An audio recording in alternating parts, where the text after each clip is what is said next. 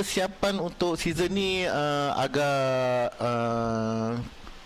nak kata kurang bersedia tu tak ada juga, sebab kita menerima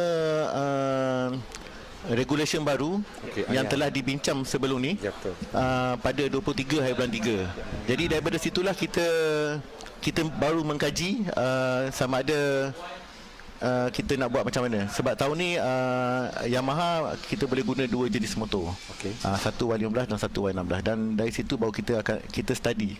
Perancangan daripada awal kita nak guna motor jentera Y15, nak kekalkan dengan jentera Y15, tapi oleh kerana regulation baru yang keluar ni tak mengarahkan kepada Y15, dia lebih bagus kepada Y16.